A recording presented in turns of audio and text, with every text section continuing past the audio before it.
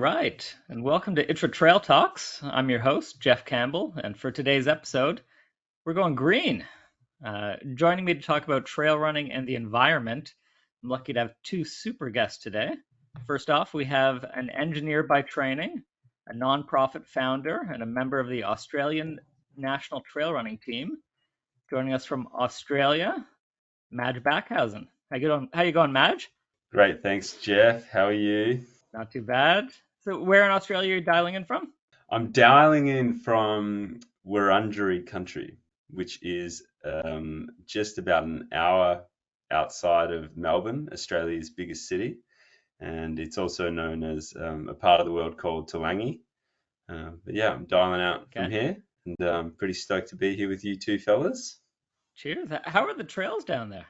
Exceptional, mate. Yeah, you exceptional. You get to run in forests out here with you can run on forest paths that you've got the tallest flowering plant in the world on one side, and at your feet you've got the tallest flowering, or not flowering, but you've got the tallest moss in the world, all in the one place. The tallest moss in the world. Tallest moss, yeah. It's like this big. It's like the size of your small finger, but it's the tallest moss in the world. So it's a cool Sounds little like it sounds comparison. like pretty tall moss, mate. It's Then big in the also moss world, you know.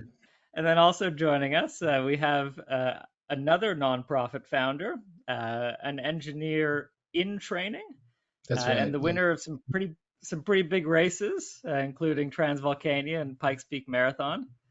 Joining us from a place that I know they have good trails, Colorado, USA, Dakota Jones. Yeah, How thanks you for doing, having me. Dakota? I'm doing great. Yeah, it's great to be here. I've recently moved to Salt Lake City, Utah. So I'm up here Oh, is that right? now. Okay. And I'm going to school here at the University of Utah. But we have very good trails in Salt Lake. They've been under a lot of snow this winter, but that's okay with us. Okay. And do you run as much during the winter months? Can you get good mileage out on the snow? I run less in the winter. I try to ski a lot. Okay. Running on the roads on when they're icy and snowy kind of sucks, and like it's no fun to post holes. So I figure I like lean into the season and go skiing, or maybe just drink some hot chocolate and read a book or something. Like so, coming out of hibernation now. Cool. Yeah, that's like sort of the European approach is do a little bit of the ski-mo and Yeah, just stay out there in the mountains. exactly. Yeah. Yeah. All right. Well, thanks to both of you for joining us. Today we're talking about the environment, so I think we can just jump straight into it. Both you guys are elite trail runners, and super athletes in your own regards, but also serious environmental advocates. So I just wanted to get a sense from each of you how that became part of your life, so why the environment became a personal issue for each of you. Okay, I'll go first. I think that the environment was always kind of an important issue for me, even as when I was a kid. Like I grew up in southern Utah, and my dad was really into backpacking and hiking and hunting, and so we were always out in the mountains doing something. And I think my dad just kind of taught me to like pay attention to the places we go and to care about them, and to pay attention also to the fact that they're all threatened. And he taught me about the various like types of land protection we have, and he was like, this is a wilderness area, that's the best, and here's a national park, that's pretty good, here's a national forest, that's multi-use, all these different things. And so I just think it was a part of my consciousness from a young age. And then as I started becoming a trail runner in my teens, I guess, and in my 20s, I started to really, really engage with the outdoors. And I spent a ton of time running in the mountains and on trails and exploring these wild places, and, places that are kind of defined by not having people Mm. sort of came to define my own perception of self, in the sense that like I was the kind of person who would go to these places that don't have a lot of people. And so it's kind of shaped the way that I start to think about the world that I live in and the world that I want to live in. And as you grow older, you start to have a wider conception of global issues. And I guess just over time, paying attention to this stuff, and like especially like through the trail running world, really getting a lot out of trail running, like personally, and like seeing like I was a part of a community that made me feel like the best version of myself. And that was because of people, who I shared these trails with, who I shared these races with. It was just something that really meant a lot to me. And over time, I started to think like, well, if I want this to continue, it's not going to happen passively, right? We have to protect these trails and these mountains and these landscapes and these opportunities, and provide these opportunities to as many more people as possible so that this can continue. And um, I mean, it's all of that and more has led to me becoming an environmental advocate. How about you, Maj? Yeah, I think hearing Dakota say that, I guess it does make me think back probably when I was a lot younger, and my mum being a bit of an advocate for the environment, a bit of a hippie at heart as well. And I think, yeah, like Dakota said, like from a young age, if those messages are floating around, they kind of seep in, and they give you a few frameworks to see life through. And I think that was probably the first time I really kind of got influenced around just doing things. Um, well, let's put it this way: there's a lot of ways in which we operate in the world, and it's very clear when it's in service for the health of the environment and ultimately the health for humans. And it's very clear when it really isn't in service for those two things.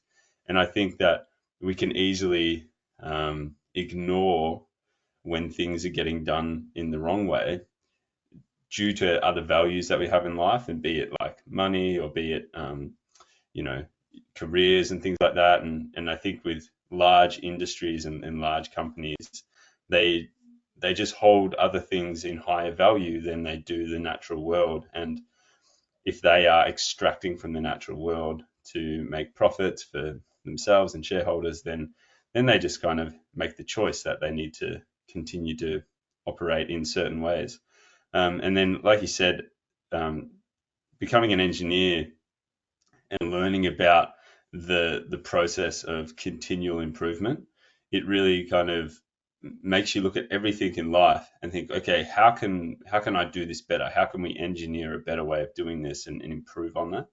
And the Japanese call that kaizen, and what that means is it always forces you to look at a situation and try and improve it in a very, very small way.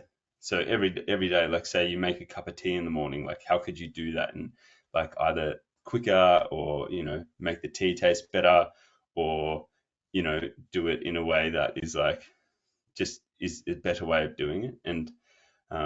And so when I started to apply that to all the things that I do in life, I started to find all these opportunities of like, oh wow, I could do this and I could do that to kind of be a little bit more of a ally for the natural world, and how to and how to help protect these certain threatened areas, because they're so precious to the entire ecology of the globe, and also human health at the end of the day.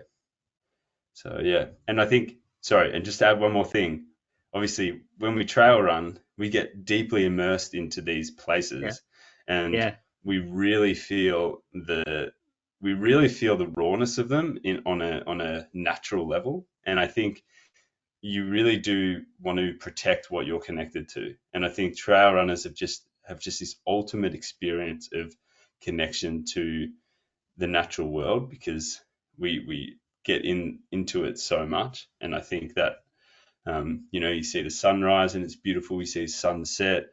You get cold. You feel the rain. You feel the wind. You feel the heat. You feel all these things that really kind of take you back to what it would be like, when we didn't just spend our time in a house for the majority of our days. And I yeah. think that really creates something within you to want to protect what you're connected to. Yeah, I think it's interesting that you guys are both engineers, and I think that sort of brings maybe a practical mindset. And a lot of what you guys have been doing is not just talking about the environment, but actually sort of organizing stuff and getting people involved, and trying to produce some tangible results with it within our community. So I think It's a really sort of interesting approach to that. And you're talking about trail runners being connected to the environment, and it's obviously one of these sports where it's inherently in the environment. You can't trail run indoors. So I think all trail runners have some sort of connection or appreciation of their outdoor spaces, and the sport is getting really popular. But I think some of us probably acknowledge some sort of tension between having these events with lots of people sort of aggregating in natural places. Um, do you guys think there is a tension between hosting these types of events and bringing a whole bunch of people into these undisturbed spaces? And how do you guys look at that balance as trail runners and environmental advocates? For me, I think that there's like, if, as you say, we do this trail running sport, and a large part of that is, at least it's kind of structured around in some degree by these races that we do and these events that we come to together. Like, assuming that that's a part of the sport, which right now it certainly is, I think that there's like two aspects of environmentalism that you can think about for this.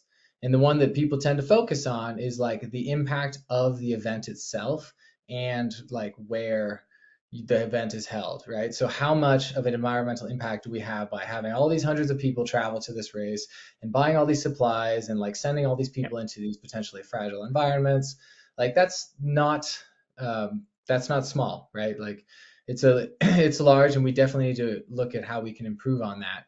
And there are a lot of ways. ITRA's certainly working on a lot of those. It's really cool to see.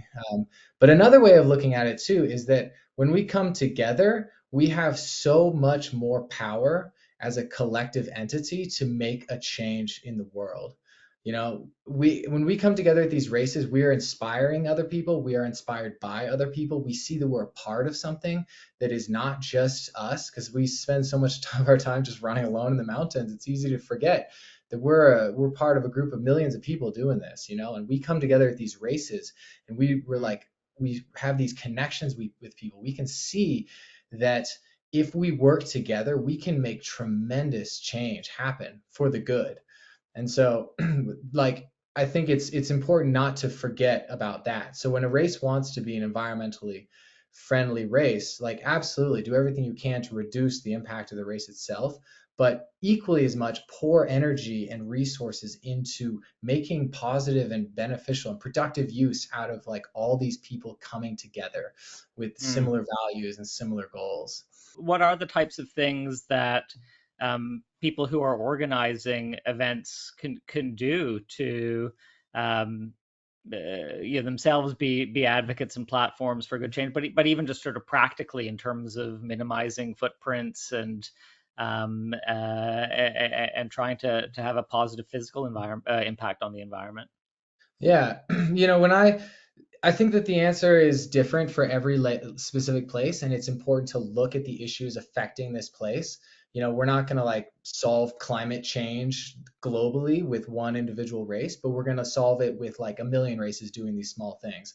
So what I focus on with my nonprofit footprints is community scale action, because at the community scale, we know these people, we know these places, and we can see change happen in a way that is really tangible for us. So I'm speaking from a United States perspective. It's not exactly the same in every country, but we can have a pretty outsized impact on our legislators, our representatives, and Mm, that goes for like whether they're representing us at the national level, all the way down to just like the town. So for one good example is I used to direct a race in Telluride, Colorado. It's a small mountain town, and mm, um, one thing that, well, we didn't do, but I wish we did now. Like, one thing I've learned from this experience is that Telluride has millions and millions of people coming through every year. It's a world renowned destination, right? And my yeah, race had a cap of like 125 runners, right? So if you would count in their families or something, we had like 250 people tops coming for the race. But what we yeah. could do is we had an economic impact on the town. And one thing I would encourage races to do is like quantify the economic impact you bring to the town. Surely your race is probably bigger than mine in Telluride, but what you can do is be like, look, we're bringing in this many tens or hundreds of thousands of dollars each year. And if we don't protect this one parcel of land that the Forest Service is trying to open up to a big mine or to some forest, again, you have to understand the issues in the area. But you're like, if we run through this like supports our race, and our race supports your town in this way. You protect this, or you help us protect this Yeah. by, we do some kind of land trade. You come up with solutions. You work with these people. You like try to understand that there's an economic benefit to doing that mine or that forest too, and you try to offset that for everybody. But you work together with all these parties, and then you show that your race is bringing in a big economic impact, and that it's a better investment for the town to support your race rather than to like support the mine or the logging operation. I don't know. There's a million options, but I think that the thing is like understanding the issues in your town, and then Yeah. basically, I'd like to hear Madge talk about the Takina Trail. That's Yeah. exactly what I'm talking about. So I'm just gonna shut up and let him talk about it because it's amazing. Yeah, yeah, no, sure, sure. Yeah, Madge, jump right in.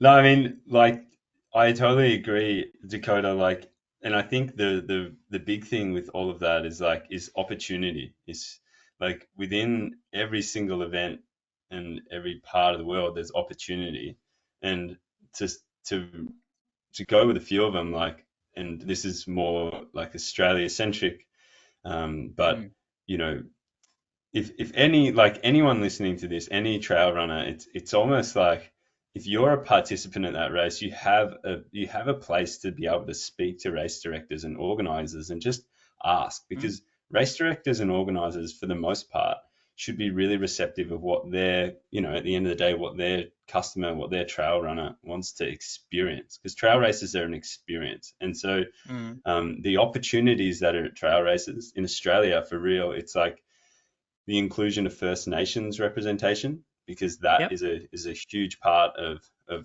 the state of play with the environmental crisis at the moment. So yep, First Nation inclusion is huge. Accessibility to other groups of people that may not traditionally have been able to access the sport. So people with different abilities.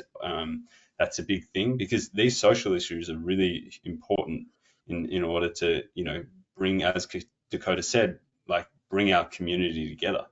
So they're two things, and then there's this amazing opportunity for education. Like if mm, you can educate the people in your race or your event, like it allows them to move through that landscape with a greater understanding of what they're even, and that builds that connection piece, which then can lead to a greater sense of, responsibility for that land and also appreciation for that land. So I think yeah, education is a huge thing as well. It's such a huge opportunity. If you go to like, and then it comes down to more practical things. Like at UTMF, they don't use hiking poles because of the yeah, damage that it does. yeah, So like you could look at the sensitive areas and understand what needs to be done. Like in Australia, a lot of places you have to wash the sole of your shoe to get rid of any dirt, that so it doesn't transfer a root fungal disease. And then also yeah, you can look at just waste management. You can look at the UK, and they have trees not teas, which allows people to say, yeah, I don't want this race T-shirt because I've got 95,000 of them, and then yeah, you can choose to opt out of that thing. So there's so many yeah, opportunities there for different ways. And then I guess one of the big opportunities that we saw down here in Australia, and I'm not taking the credit for this as the original kind of thought leader on it, but there's two other gentlemen, Simon Harris, who's an absolute legend, and also Lincoln, who is a big organizer of events down here. So we got together, and there's an event created down in northwest of Tasmania in a place called Takina Tarkine, and that part yeah, of the world is under threat from mining and logging. And so what happens is we get down there every year. This year, as part of the event, we had 150 runners, and we raised over $400,000 for the Bob Brown Foundation to wow, campaign to have that part of the world protected as World Heritage, and return to Aboriginal ownership. So the power of community is, as Dakota is saying, it's massive, and it's so impactful. So that event has been running for 5 years, and it has Mm. now raised well over $1.5 million over the 5 years for the protection of that land. And it's super simple. The model could be literally done anywhere in the world. It could be done through the sport of trail running. It could be done through mountain biking. And what happens is you get people together in a beautiful part of the world so they can experience it and they can have an incredible time. You create an event around it that's super welcoming. It's educational. It's also Yeah. just like getting like-minded people like together and having a good time. And then each person pays an entry fee, which covers obviously the cost of the operations, and each person then does fundraising for the event because they're Mm. setting themselves up for a challenge, and they get their network to help them to fundraise. And through those three things, like the experience, the fundraising, and getting together as a community, we raise an incredible amount of money, educate a whole bunch of people, bring these people from afar into this incredible part of the world to experience it Hmm. at the most intimate level, and then they can also then go home, and the ripple effect of their experience can be told to people through story and through just chats, and more people learn about what they're doing, why they're doing it, which is huge. Hmm. And Hmm. yeah, and then you just continually build this network of greater understanding about what's going on, because a lot of the time you just don't know. Like, you just don't know what these places of natural resource, you just don't know what threats they're facing, because Yeah. it can be quite kept quite quiet. So Yeah. there's Yeah. so much opportunity, especially in our sport, because Yeah. we are just have the perfect opportunity to become true stewards of the lands that we use, and we say that give us the most amount of joy and pleasure and make us feel so alive. How often do we hear that from trail runners? Like, I just feel so much better Yeah. when I go running, or I just feel so alive when I'm out there. It's like my happy place. Like, how are we building a relationship of reciprocity with that place that we take so much from? How are we giving back to that place in some way? And that's Yeah. different for everyone, but there's opportunity for everyone to do that, I believe. Yeah. Yeah. That's really interesting. I mean, for both of you guys, like talking about how the organizers for these types of events, they're probably more aware of the local issues affecting that environment, that place, more than anyone, and bring people in, has the potential to sort of concentrate impact, whether positive or negative, depending on how you work it. And if you can channel that into productive change for for that place and for the issues affecting that place, it turns a potential problem into a really good opportunity. Exactly. I sometimes I'll think of it like almost like a business perspective. If Yeah, you're going to start a business, you have to spend money first, right? There's always some outlay you have to put in order to like set the business up. And ideally, that wouldn't be the case, but we all know you have to basically spend money to make money. And so your goal starting a business is to like spend as little money as you can before you can start making money. And it's kind of similar here with emissions. It's like we want to have as few emissions as possible, yeah, as little impact as possible with our races. But there's some required necessary impact that's going to be incurred by people going to Tasmania for this Takina trail race. yeah, But by all accounts, the positive benefits coming out of it are much larger. And yeah, so I mean, yeah, it sucks to like we're all like afraid of flying in airplanes, and like I try to reduce it as much as I can, but I think that yeah, it's probably worth it for that race because yeah. they're saving a gigantic forest and setting an example for other people around the world. Let's talk about carbon. Like, so some of my most amazing trail running experiences, I do love just going out in the trails in Hong Kong, outside my flat, and I love that I can just get there on foot. I don't even have to take even public transit. So it's really great. But some of my best experiences have been going to new places. Often involves flying somewhere. There's a carbon impact to that, and for some of these overseas events, you can have hundreds or thousands of people flying in. How do you guys look at sort of carbon impacts for your own personal travel? And do you guys have any sort of thoughts on just in terms of how you make that calculation, or how runners can think about that in terms of it being a potential cost to participation in some of these events? I honestly don't have a great answer.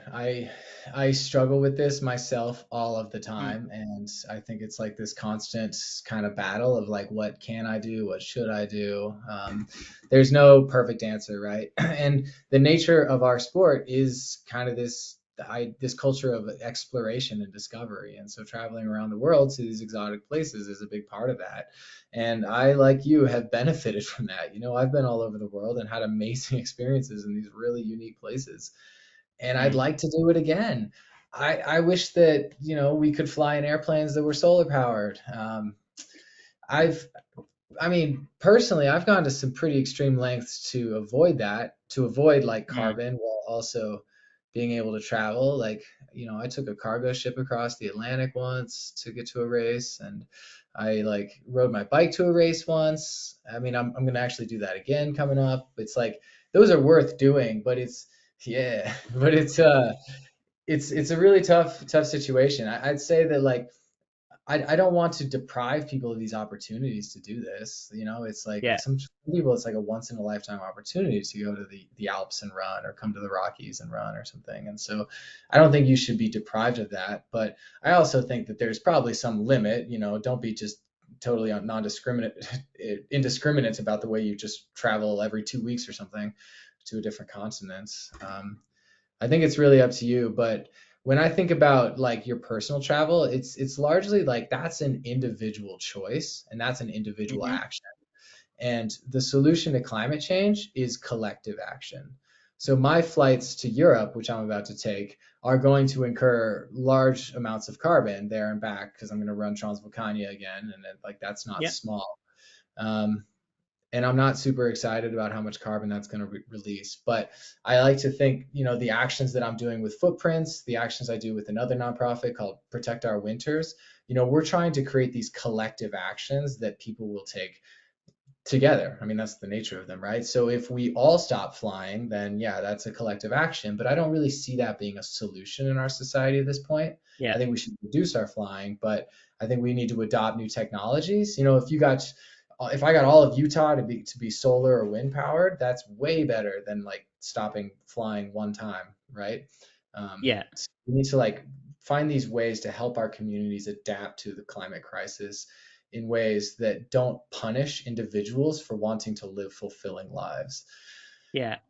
That's not much of an answer, but that's that's part of my It's, struggle. I mean, it's a tough question, right? So, Yeah. Matt, do you have anything to add to that? Because, yeah, there just is I think, a tension for all of us in terms of how to thread that needle. Yeah, I think I've got a lot to add. So I don't know how long we have booked in, but look, I think at the end of the day, we all need to step up and do something about this with the resources we have available. And that's something that I've learned just through the work that I do with Patagonia, Yeah, and how that looks is different for everyone. And as an example, I suppose, just as Dakota was saying that, like I used to work on offshore oil and gas platforms, and yeah, um, and when I wasn't working on them, I would come back onto land and I would go trail running. And through that process of one extreme to the other, I found a love for trail running, which then led me into this world of doing races. And I was in a space that I gave a lot of my energy and resource to running races and moving to Chamonix and then competing in things like UTMB. And that allowed me to have incredible experiences in these places. And then through that process and connecting more with the natural world, I then thought, well, how can we be a part of this natural world even more? And as I said, build that relationship of reciprocity. And then that led to, being able to do things like run through Australia and continue to run at awesome events like UTMB and other incredible ones like that did involve flying and travel. And then when I came back to Australia, like unfortunately, like the result of all that was that people thought, oh, this person is probably someone worth listening to a little bit. And then that provided like somewhat of a platform to build a community of like-minded people, or be a part of a community of like-minded people that wanted to do more for the environment. And I think it's just like, instead of looking at it always as just like a one-off example, we do have to kind of sometimes step back and look at the bigger picture and how things will translate. And I think if I didn't have all that opportunity to travel, then I probably wouldn't have the opportunity to do what we do now in terms of the space to create impact for the environment in positive ways. But far out, there's a tension there, like incredible amount of tension, because as you guys said, it's just it doesn't really sit well, because ultimately it might be better on a very personal individual level to become a monk and go live in a cave and don't use anything, live completely off grid. But I can tell you something, and don't get me wrong, Dakota, but if Dakota wasn't the insanely incredible, awesome athlete that he is, I dare say that unfortunately within our sport, he wouldn't have the also important and impactful voice that he has within the community. Because at the moment, our sport is very shallow in a way, and it really does just listen to people that win races and that are super fast, because that's just where we're at in this space. Until we start to, as a sport, collectively value things other than just results, then we're also not going to go. We're also holding ourselves back from opportunity to learn more about certain things within the sport and certain people within the sport. And again, that goes for things like accessibility and other social issues that we might face in the world.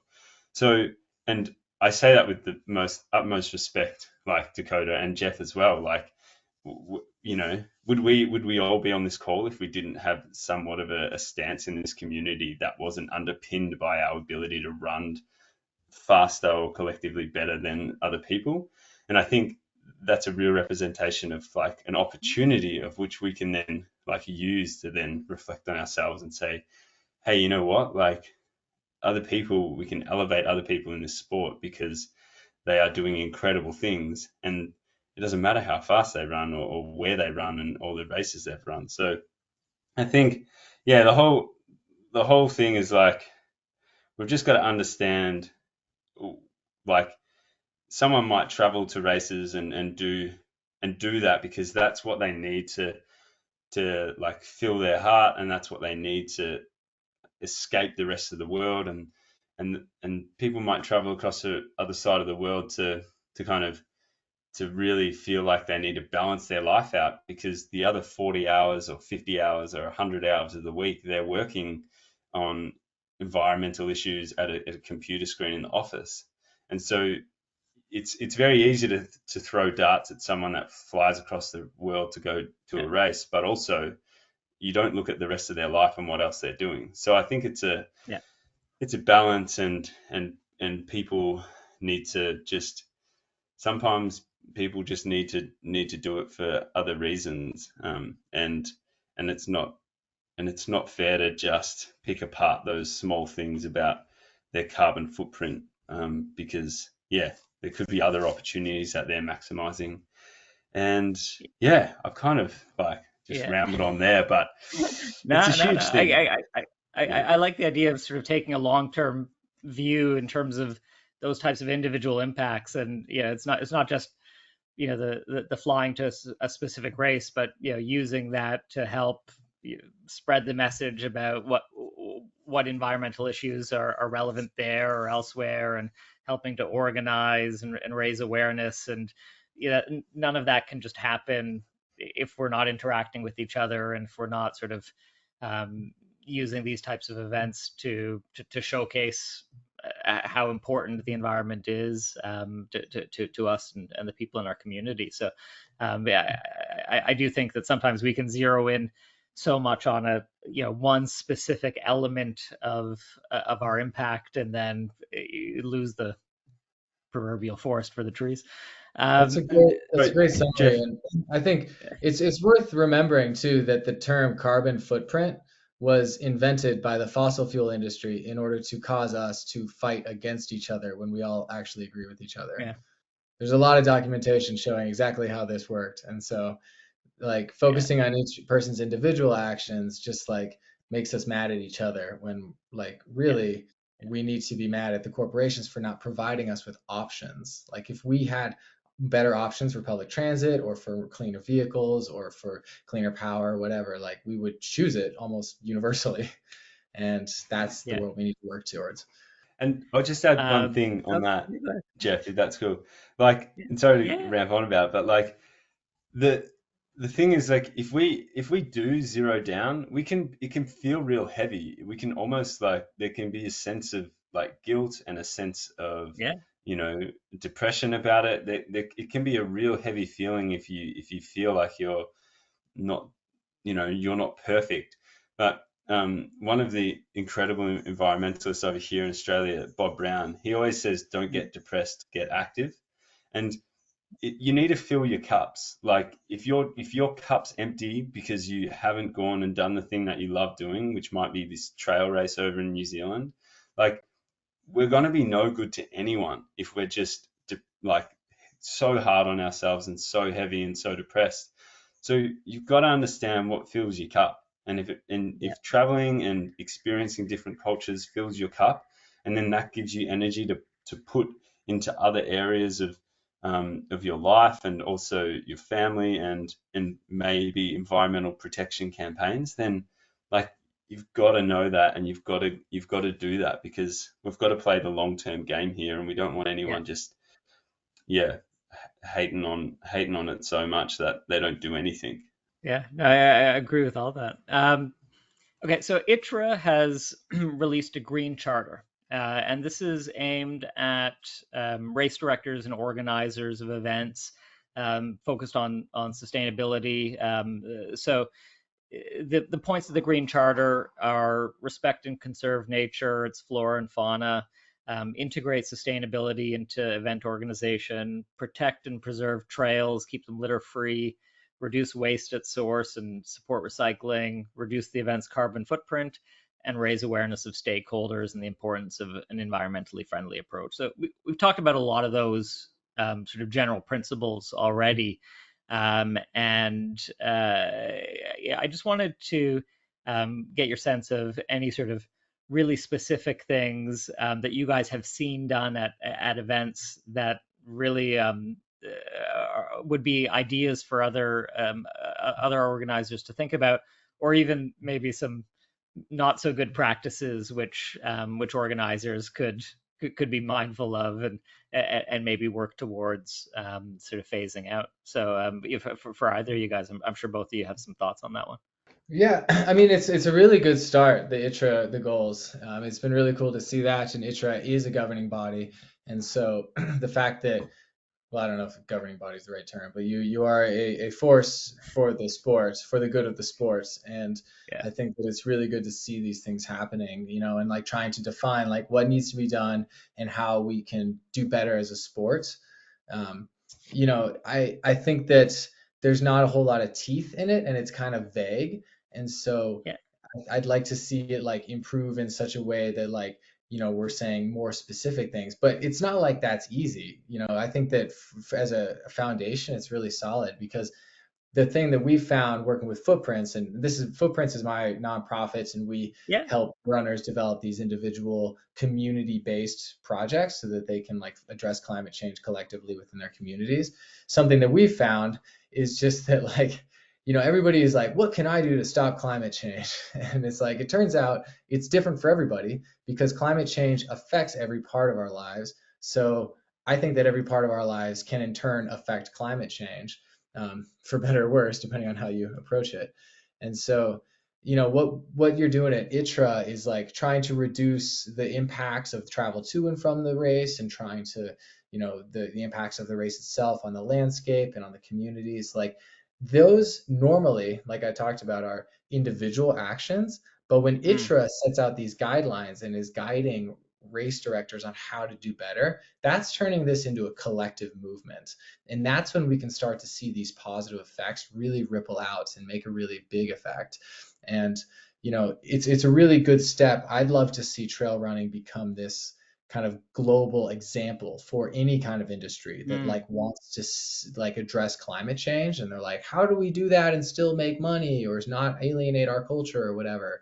I want people to be able to look to trail running and be like, well, look, these trail runners have developed this culture where like sustainability is built into every aspect of what they do.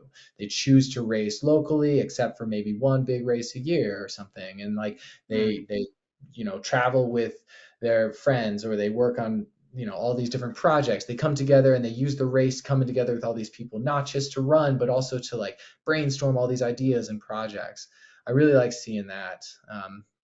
When you talk about examples, the best one that comes to mind again is just the Takaina Trail. Like I've never seen a race do so much for the environment, and just build this environmental idea into like every aspect of the event.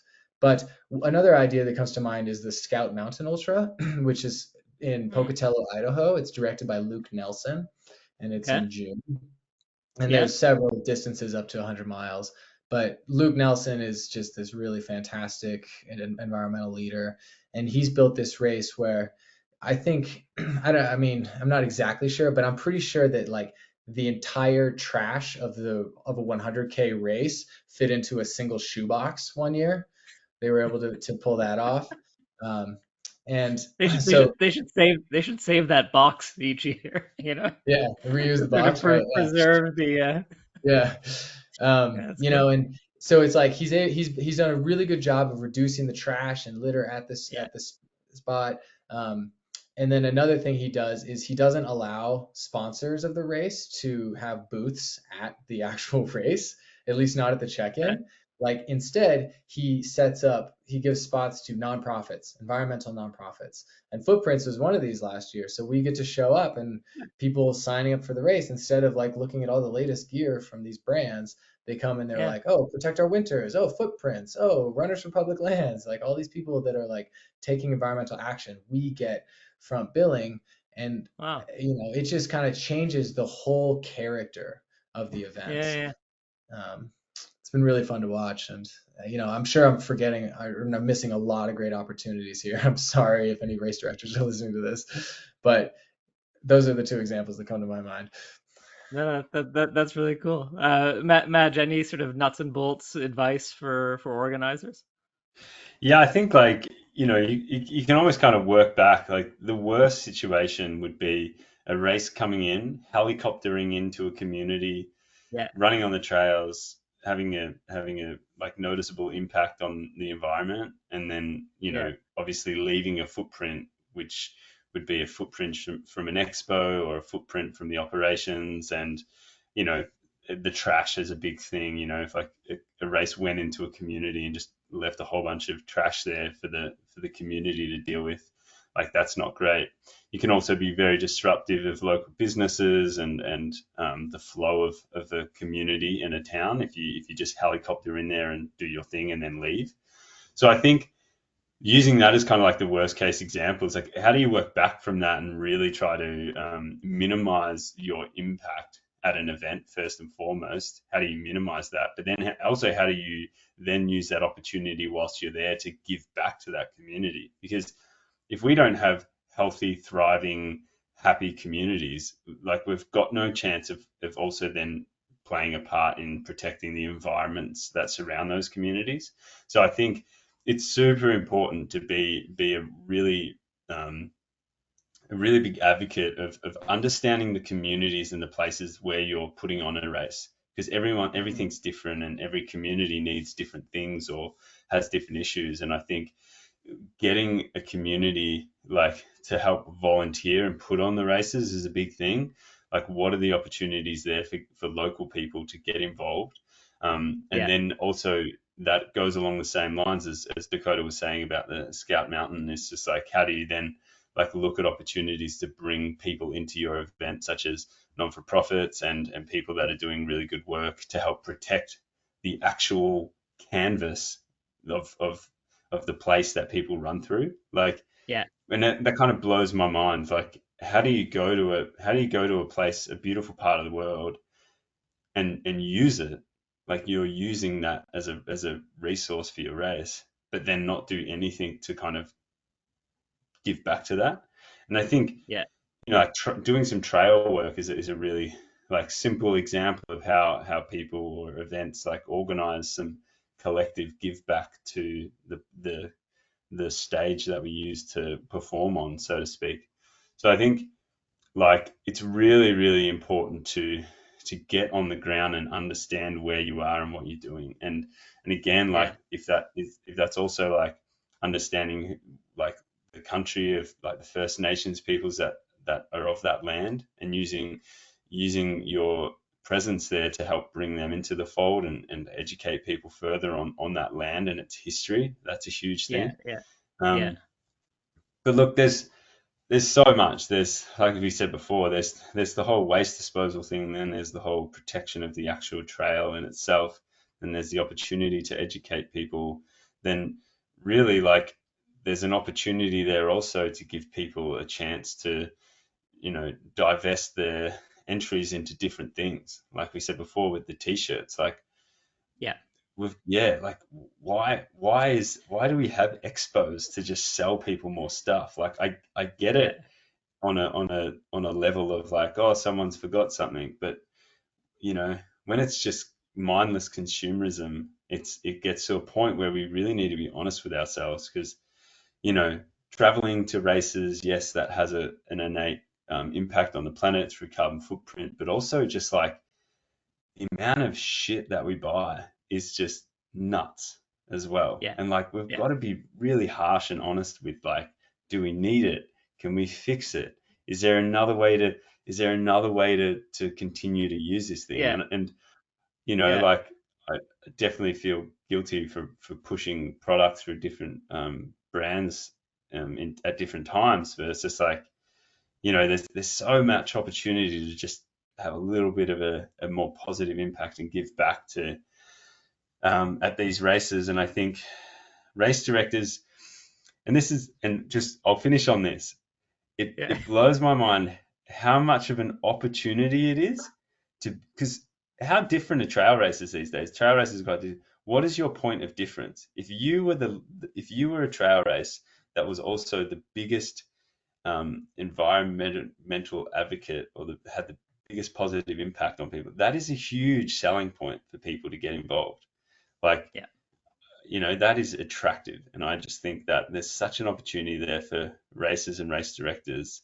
And I know it always comes down to money, but like, it's just what a great opportunity to get more people at your event, because you Yeah. teach them things and you allow them to Yeah. give back to the place that they're running. No, Mad, you mentioned just the amount of kit, and I think probably I'm not alone as a trail runner in that I have my drawer full of gear and sort of a decent shoe collection that kind of just builds over time. Um, Anything that runners can do themselves, yeah, that you guys can think of to have less of a personal footprint, not even in terms of events, but just in terms of the training and the stuff that they're using for their running. Any practical tips for that? Well, Madge and I both work for brands that try to address this, but Yeah. just in general, like the things that matter is trying to like make your gear last as long as possible and then Yeah. repairing it when it starts to break. Yeah. Obviously, there are limits to how much you can do with this, but I tend to think that you could make your running shoes go a lot longer than the industry wants you to think. Sure. I mean, don't get injured taking my advice here, but like I do think that shoes are pretty durable, and Yeah. if you find that a pair of shoes is not durable, uh, buy a different brand, right? Try to find the shoes that are the most durable, because I think you should be able to get 700-800 miles out of a pair of shoes. Um, Depending on where you live, some people live in really sharp rocks or something. I don't know, but trying to Yeah. do that. And then like, especially with apparel, trying to repair as much as possible. Like I have gloves that are just sewn up all over the place because they get little holes, and I'll just sew up a Like little bit everywhere. Frankenstein gloves.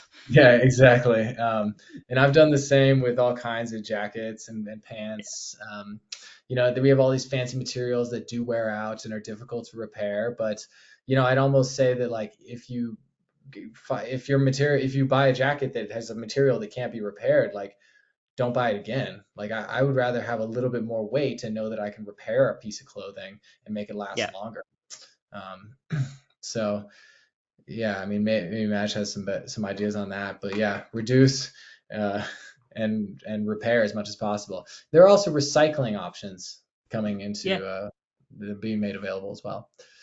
Yeah, I think spot on, Dakota. And I think there's some incredible examples of that. Like I remember chatting to Dan Lawson, and Dan Lawson, him and his partner had this program called Rerun Clothing, and he ran a 6-day race in a pair of secondhand shoes that he was given, and he ran something like 600 miles, like in that Yeah. in that in that pair of secondhand shoes. He's a big advocate, and one of the things he once told me is like, if you have a pair of shoes and you consider them to be finished and done, like that pair of shoes will remain on this earth for like 1,200 years, breaking Yeah. down. And that is Yeah. just such a huge amount of time. And so I think really trying to push the industry or advocating for programs that do figure out a way to reuse these shoes. I think maybe you can tell us a little bit more about what Normal is doing in that space, Dakota, because I think it's like it's got to be a space that becomes like a bigger part of our of our community within trail running. And I think repairing and making sure that you do buy quality. It's a tough thing, but again, having that long-term vision is a big Mm. thing. Like, how do you buy something that might cost you a little bit more initially, but really does have a longer life? And Patagonia. No, this is not a plug for Patagonia, but Patagonia will take back any Patagonia product and fix it until a point where it can't be fixed any further. So you've got this like Yeah. lifetime guarantee, and that goes for any piece of kit. Yeah. So that's a huge thing, and people should really be pushing other brands to do that. I know Yeah. me and Dakota and I used to run for a brand. I won't say the name. It starts with S, ends in Mon, and I once put on a brand new T-shirt for a 100K race, brand new T-shirt for a Yeah. 100K race in China. And at the end of that race, the T-shirt was all scrunched up because of the rubbing of the bag and stuff.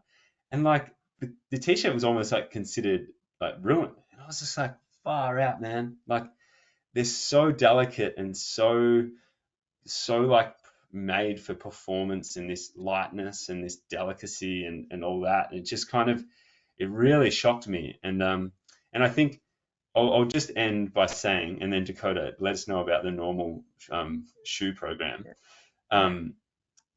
I would say we've us Australians, we've got to start switching our mindset and values around always rocking up in the newest stuff, and it looks brand new, and it's so clean and so shiny. Like, why aren't we like valuing equipment that looks a bit dirtier and like looks a bit more used? Like this T-shirt here, I tore it on a branch, and then I cut out a piece of like material in the shape of a love heart, because why not? And I just stuck it on to fix up a scratch. And like this Yeah. T-shirt like has a story, and Uh, we need to you start you you've being you've okay with that. improved that T-shirt. You've improved that Yeah, I T-shirt know. for sure. Yeah. And on the other side, I put the other bit that I cut the heart out. But it's just like, how do we start to not Yeah. always like want to be there looking shiny and clean and like trail runners, like it's okay to like have patched up kit, and Yeah. we shouldn't like have different values on if someone wears something brand new or doesn't, because Yeah. that's a big thing. And we shouldn't be trying to make this a fashion sport. It shouldn't be a fashion industry. It should be a trail running industry. We should be going deeper on our love for the sport instead of deeper on the on looking cool and being seen as being clean. Like we've got to change that whole thing, because I think a lot of people get sucked in. They say, "Oh, damn, did you see Dakota, how fast he run Javelin 100? Like, and he was wearing that new t-shirt. Like, that Mhm. must be the answer. Like, it must The be, one Yeah, because he yeah. looked so good." And he was just like, it's like It's blur. the And t-shirt with the carbon plates in it, right? Yeah, That's right. Yeah. yeah. And a big magnet because carbon's magnetic. No. Yeah. Yeah. Working with, I don't know if I guess we're not worrying about being brand neutral anymore. Like, yeah, like working with Normal, it's just they they've tried to build sustainability into every part of the brand, and so what I appreciate about them is just that they're the first to acknowledge where they're not sustainable, and like Mhm. trying to build these really long lasting and durable shoes often comes by there's a lot of petroleum products in these shoes. We have this Yep, fancy matrix stuff in the upper, and we have yep. fancy foams in the midsole and stuff, and so trying to acknowledge that. But then Mhm. if our shoes last twice as long, that's still a lesser impact by some metrics. Yep. And they're also working on different designs to try to replace just individual parts of shoes. That's been fun to see. And that's not these techniques are not just Normal doing this. Like I know other brands are doing this too. I think, oh man, I'm spacing. I don't want to just say any brand, but I know there's another brand out there. Is it Tracksmith maybe that's like trying to do something similar like this? Um, but another thing Normal's doing is there's the new No Trace program. So if Okay. no matter what brand it is, if you have shoes or apparel that's just worn out, you can send it to the No Trace program, and Normal has partnered with a bunch of different recycling facilities, and they're specific to like outdoor gear, and they will basically take your gear and like see if they can repair it and resell it, or like take it apart and use the materials again. It's kind of a beta testing point. Like I think we're pouring a lot Yeah, of money into this right now and seeing if it's yeah, going to work. But I hope it does because it's a great idea. yeah. No, and it seems like a lot of the ideas in this topic are just trying to stretch out the life that we're getting out of all the stuff that we're using, and I do think that there's a habit of throwing stuff out when there is a fair bit of life left in it, and even when it might be done for you, there might be someone else who can still who can still enjoy it. I know there's a lot of sort of running shops and brands that have sort of programs where they can give used equipment to people who really need it and might not otherwise be able to have it. And a shoe might have 600-700 miles in it for you, but someone can maybe get that again, even if they're looking pretty pretty banged up. Yeah. Yeah. hey, Jeff, I'd love to know, do you see any initiatives in Hong Kong? Because that is a huge trail running community over there, and there's a lot of people that love the sport over there. Are there any initiatives that you see in that part of the world that could be shared more widely, or are there any events that you've seen do a really good job of everything we're talking about? I mean, Hong Kong's a really diverse trail community, right? So you have a mix of these big, massive events, Hong Kong 100, North Face 100, and big races like that. You also have some really old school, smaller races like King of the Hills. I have my King of the Hills mug here, and some of the smaller races, the starting area is just a guy with an air horn, and there's not a lot of race memorabilia and stuff, and but still really competitive, fun racing. There's sort of different approaches, but some of the more interesting sort of activism or organization that I've seen in Hong Kong has been around the physical trails themselves. And if you've ever run in Hong Kong, I know you have, Madge. I'm not sure. Have you run over here, Dakota? Not in Hong Kong, no. Okay. Yeah. So there's a lot of stairs in the trails, right? So there's a lot of concrete that they've historically poured, and The trails are a mix of dirt and some of that sort of concrete. And there's been a push towards naturalization, and there's been some great local trail runners. Stone Sang, who's a North Face runner, and just a real sort of figurehead in the community here. He's done a lot of organizing with the local government, trying to push them to, whenever they're doing any types of trail works, to try to do it in the sort of lightest touch and most natural way possible. And it started out with just a lot of awareness raising and sort of old fashioned kind of lobbying the relevant departments. And in the last couple of years, you've really seen the difference of where they've closed off certain trails just to allow some regrowth of vegetation, and they've sort of rerouted them, and where they have done trail maintenance, a lot more sort of natural styled, trying to incorporate wood and less sort of invasive types of engineering into the physical trails. So that's something, and the community has really embraced that, right? So you see in the sort of the local trail running social media, it's a regular topic that comes up. So I think that's just the trail maintenance aspect has been one that is not related to a specific event, but the community here has sort of rallied around that with the help of a few really good organizers. That's great to hear. Wow. We're kind of getting towards the end, but before we break off, I wanted just to hear a little bit about some of the personal, or not personal, but some of the sort of NGO and nonprofit organization that you guys have done. And I know you guys both have a few different things in the fire, so maybe we could start with Dakota. You want to talk about footprints or something else that you have going on, and just to tell the people listening about it? Sure, yeah. So I learned how to be an advocate for the environment from Protect Our Winters. They're a pretty well-known organization in the United States, and they focus on basically using the outdoor industry to affect legislative change, getting people to vote for climate-friendly advocates. And working with them for several years, I really learned about how to use my position in the sport to try to enact change. And I turned that in 2021. It took literally 3 years. Basically, I had the idea and it was incubating for a long time. And then we were ready to go in 2020, and then, COVID. But in 2021, we started Footprints. And Footprints, the idea is that, like, coming together as runners, we have this shared interest, and there's a lot of power in like getting together in this beautiful place. For us, it's been Colorado, and just like sharing a week running on trails with people who are like-minded. We find that we just develop these really close bonds and relationships, and it really, really is empowering on a personal level.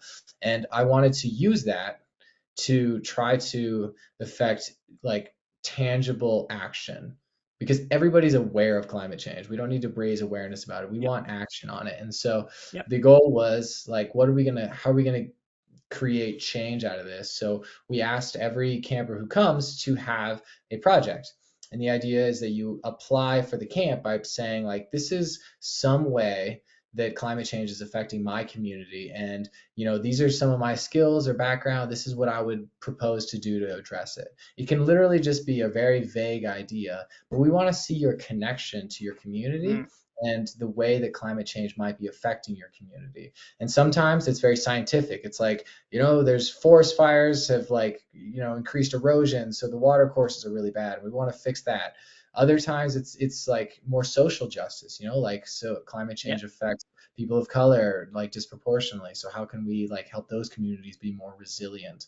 Whatever it is, it's about you, and it's about finding your skill set and how you can use the skills you already have to greatest effect.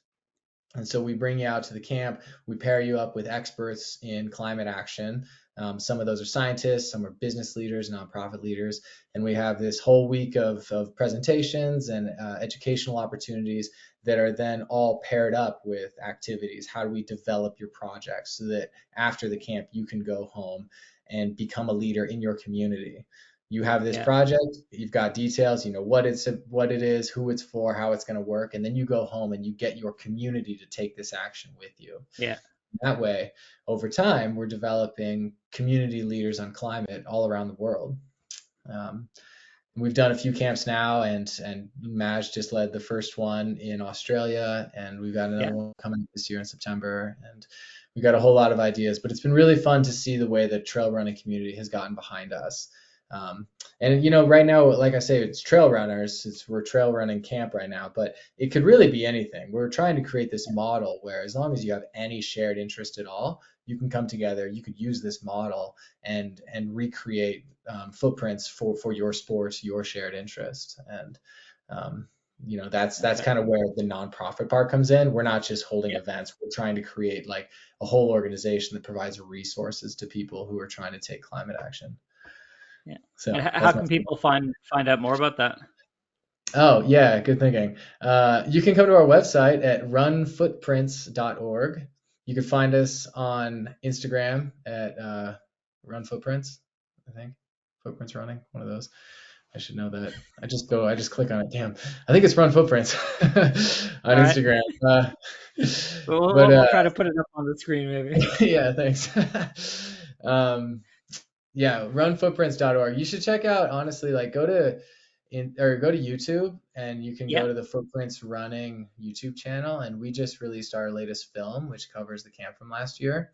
And I think Okay. it shows what we do and how we do it better than anything else.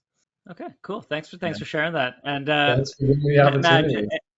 yeah. Anything interesting sort of that you're getting up to, projects that you wanted to share, give a shout out to?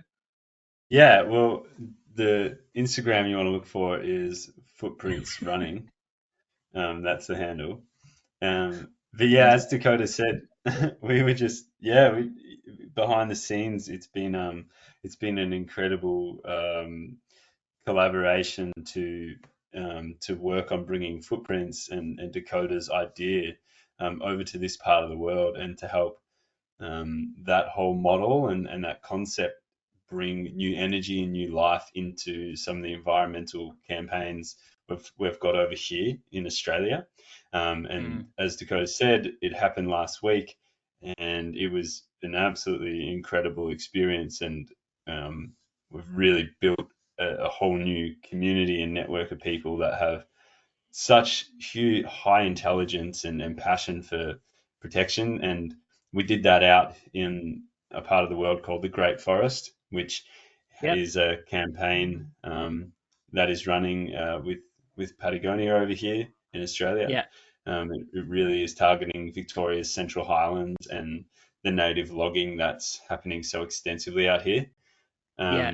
And so, yeah, we're really looking forward to putting on another camp in November, just out of Sydney in the Blue Mountains in Okay. the Yeah.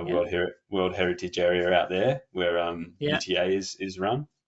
Yeah. And yeah, of course, we've got Takina Trail, which is an event that happens down in the northwest of Tasmania every year with the Bob Brown Foundation.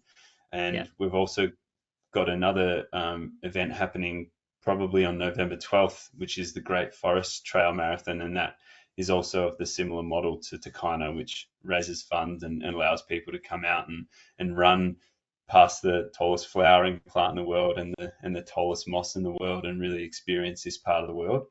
And so, yeah, I mean, there are a few things, and also, yeah, really looking forward to, yeah, potentially doing a bit of racing in other parts of the world this year. Now that COVID's not really happening, and I only say that because that allows us to get together, and I'm really looking forward to catching up with Dakota in person, and to just kind Yeah. of make sure that we share the stoke, and kind of celebrate small things that we've been able to achieve in this space, because it's so important to really, as I said, like, make sure your cups are full, and make sure that Yeah. you're really balancing out your energy in this space, because we really need to look at it in a long term. And we really would be doing ourselves a disservice if we just kind of put too we can put everything into it, but we also need to remain healthy in doing that. And so,